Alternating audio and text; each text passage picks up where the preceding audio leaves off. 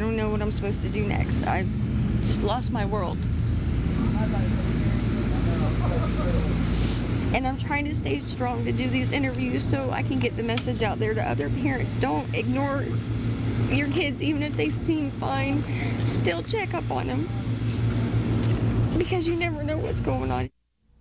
Oh, it's tough to hear. 12-year-old Rebecca Sedgwick's mother says that her daughter was bullied to death at school, online. Tricia Norman says that other kids were relentless, picking on her daughter so much that she says Rebecca felt worthless. We have a child psychologist, Dr. Wendy Rice, joining us this morning.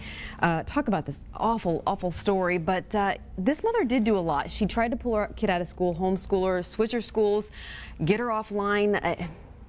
It sounds like she was doing the right thing. What should parents be doing? It sounded to me that she was doing the right things too. Making sure that they got her off of Facebook, but I don't think that they got her off of all of the online sites where kids were being mean. So it's really important to block kids who are being mean to your child, and if you need to pull your child off of all the social media for 6 months or a year to let it settle down, that's one thing you can do. Well, Rebecca, in this case, 12 years old. I mean, is that too young to be online, on Facebook, on these social media? I always say that when we let kids just be unsupervised online, it's like setting them free in Grand Central Station and letting them talk to whoever they want and get on whatever trains that they want. So it is too young on the one hand. On the other hand, that's what kids are doing. But they need so much supervision, and you've got to be following what they're doing. And I mean, can you? Even if you say get offline, you delete their Facebook page, they still have phones, they still have access somehow, or some way or another.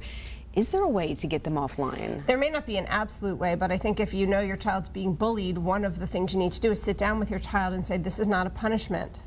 This is the way I'm going to protect you. I'm not going to send you out into the world unprotected. I'm going to protect you, and one of the ways we need to do this is by keeping you off these sites. They're damaging and they're hurtful, and you don't deserve this. And then to follow through with school personnel reporting it to the online service providers.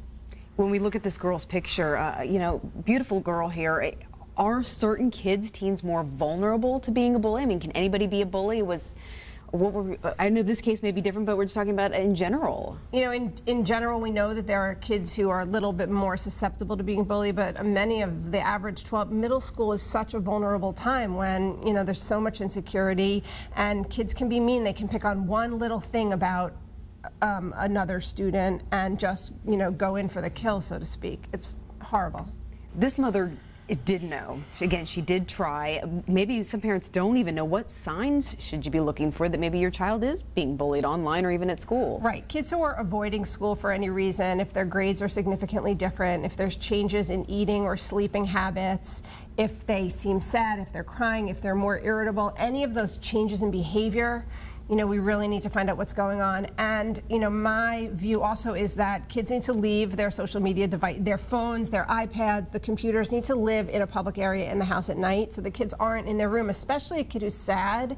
If she's online and she's just, repeatedly exposing herself to stuff, it just rubs salt in the wounds. And then is it okay to spy? I mean, should parents be spying? Well, I think that if you're concerned about your child's safety, that's your job as a parent, and you're not spying. You're supervising, and you're trying to keep your child safe. It's not, I don't think it's spying. All right, great. Good advice, interesting advice. Again, just an awful story, but hopefully maybe some good comes of it.